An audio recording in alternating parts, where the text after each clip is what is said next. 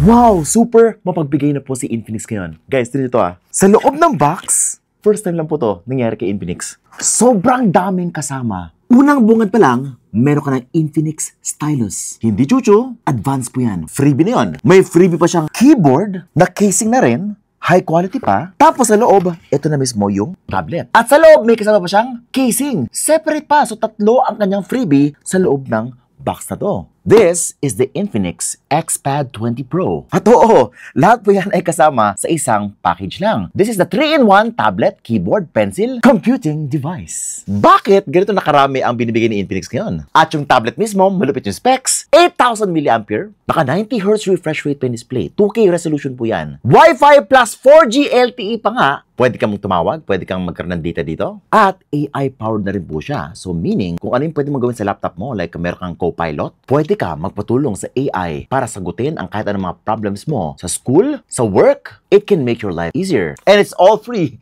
Infinix AI, andito na po siya. Pero ang tanong kasi, okay ba talaga siya for the money? Baka puro freebie lang po to. Tingnan natin. Ako si Vince and you're watching Unbox Diaries.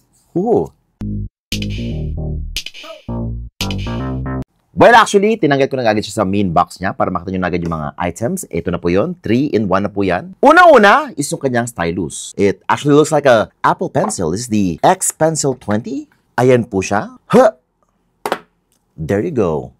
High quality. Very pencil-like yung kanyang feels. At meron pa siya mga paper sa loob. Uy, meron pa siyang extra tip dito. Just in case, mapudpud po to. Or is it a smaller one? Pwede mong palit-palitan ang kanyang tip. Ayun, no? Tinanggal ko yung tip kasi medyo malaki to. You can change it to a smaller tip if you want. Nice! Meron pa siya extra tip. And of course, yung kanyang XPad 20 Pro keyboard, which is may sarili siyang box. Wow! At hindi tinapid yung kanyang packaging. Even comes with some papers inside. There you go. Wow! For the manual. And there you go, guys! Ganda ng kanyang keyboard. High quality leather material. So, ganyan po yan. Stand na po siya, cover na rin, at keyboard na rin. Napang 12 inches. And this is the actual tablet itself. Tignan mo guys, unang bungad pa lang, hindi mismo yung tablet. Isa pang freebie. At yung freebie na to ay yung casing mismo kung ayaw mo yung keyboard. High quality rin. And underneath is the actual tablet na nakalagay sa isang tela. Tela packaging po siya. And meron pa sa ilalim, we are getting the SIM ejector pin, the user manual, some more papers, an 18-watt fast charger, and the Type-C cable. And that is pretty much it. So ito ba yung tablet? Ito yung gusto ko sa packaging ni Infinix ha. Nasa tela siya. Hindi siya makalat. I-unbox kasi yung iba guys, papel. Napupunit mo talaga. And there you go. You can even reuse this. And oh, malaking iPhone! This is a big iPhone. Like ko dito ha. Pwede siyang ganyan. Kung ayaw mo ng keyboard, simple lang. Para kay baby, hindi naman marunong mag-keyboard siguro sa baby. Ayan. Boom. Manood siya ng Miss Rachel, Paw Patrol! Also, tingnan to yung kanyang cover, pag kinlose mo ng ganyan, automatic yung kanyang pag-close ng screen. Nag-open siya kapag ka-flip open ko siya ng ganyan. Tingnan to pag in-open ko, boom, mag-open siya. Pagka kinlose ko, mamamatay siya to save battery. And magaan pa rin siya. It's a very lightweight tablet. Also very thin. Madali lang din siya tanggalin sa... Kasi kung papalit-palit ka rin ng casing, gusto mo ng keyboard ka naman, ang dali lang snap. By the way, yung keyboard niya is hindi po siya automatic kapag nilagay mo for the first time. Dito sa gilid, meron po siyang parang pair button dito. Yes, meron po siyang Type-C dito na port para i-charge mo yung kanyang keyboard. Yun lang. Kailangan mo i-charge yung keyboard kapag na-lowbat po siya.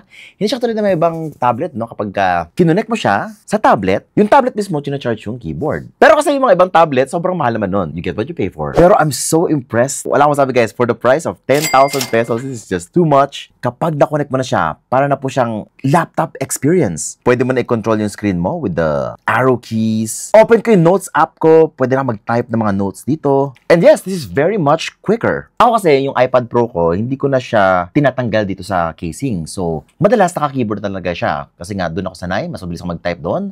And feeling ko lagi, mas productive ako with a keyboard. Thank you, Infinix, for giving this for free. Tapos, pag hindi mo na siya kailangan, close mo siya ng ganyan, manipis pa rin siya. Pero it does add a little bit weight to the tablet itself. So, kung papagamit mo ito kay baby, medyo mabibigatan siya dito.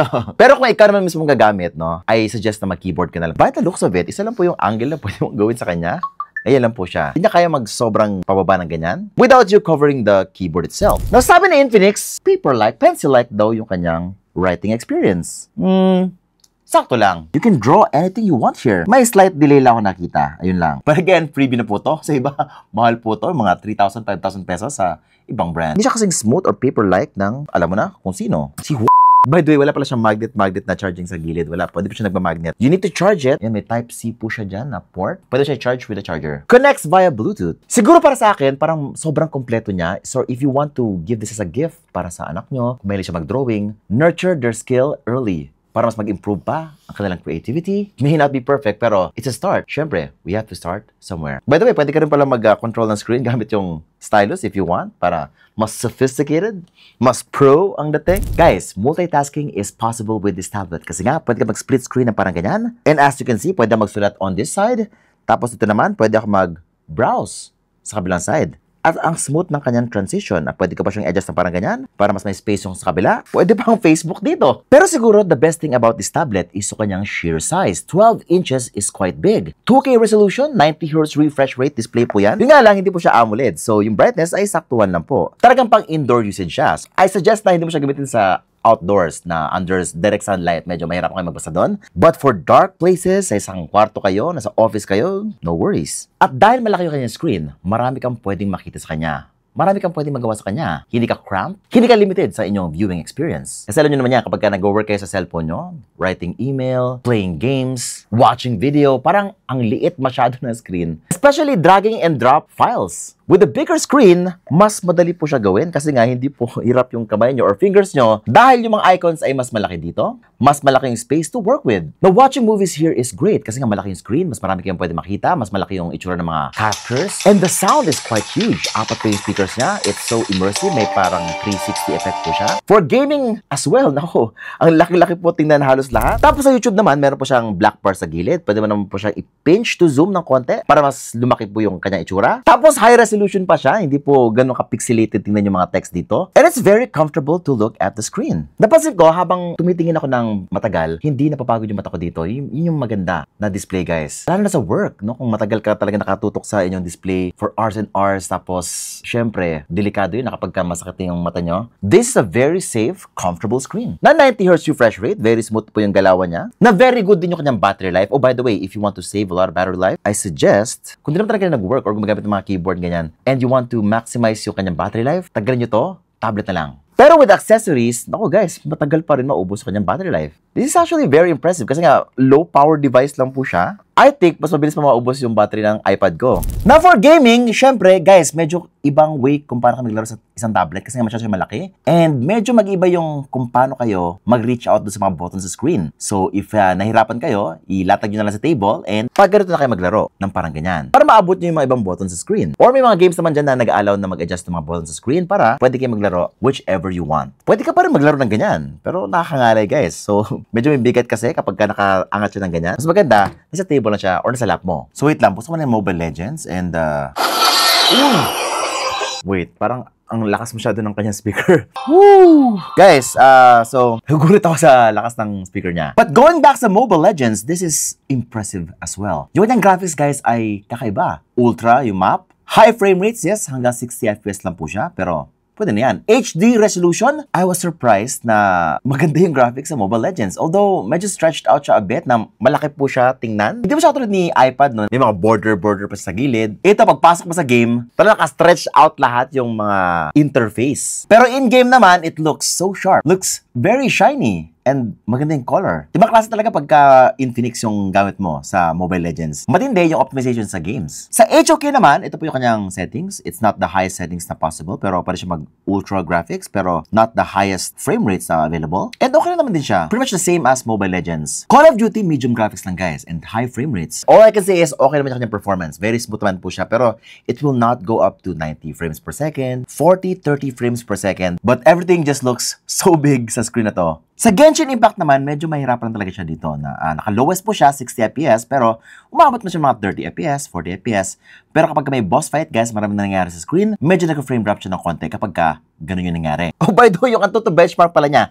So this thing is powered by the Helio G100 processor. Antutu benchmark is 560,000 points, which is pretty okay na. That is very much okay for this price. Wait lang, aside from gaming, baka gamitin mo siya for productivity, and this is what I think about this device. Productivity-wise, sobrang versatile niya. So yung OS niya is ganito po yung itsura. Meron po siyang drawer na ganyan. Nag-flip po siya ng ganyan yung kanyang interface. Pwede siyang vertical, pwede siyang horizontal. And the icons themselves flip like that. Kung gusto mag-split screen, ayan, hold mo lang yan. Tapos may mga extra options po dito na lalabas. Yan, split. Tapos pili ka na ng other application na gusto mong i-open side by side with that. By the way, meron siyang built-in WPS Office dito to open your Microsoft Office and Word para habang nag-work ka, nag-Facebook ka rin. Pero siguro yung best feature dito for productivity is yung kanyang built-in AI functionality, which is si Folax. As an AI assistant built by Infinix, I come equipped with a variety of AI. I can assist with... Oh, di ba? Hello there. I'm Folex, your helpful phone assistant from Infinix. How can I assist you? So, meron tayong AI assistant dito na pwede mo siyang tanungan ng kahit ano. So, pag press mo yung kanyang power button, lalabas po si DeepSeek R1 dito. Meron po siyang prompt na lalabas dyan. Ito may tip ako sa inyo. Kunwari, merong multiple choice. Hindi nyo alam yung sagot. Screenshot ko, half press, labas si DeepSeek R1, tapos image. Ayan. Tapos, syempre, I wanted to. What is the answer to this question?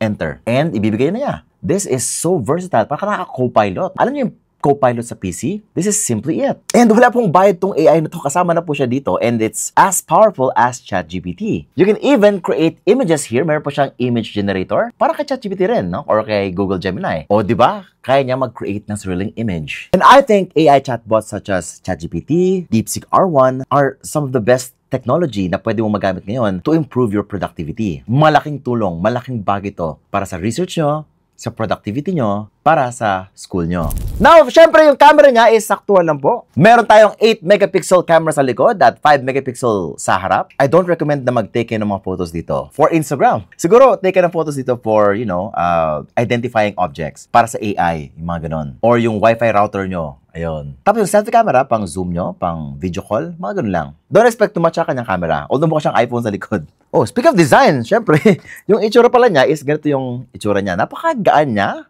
for a tablet of this size.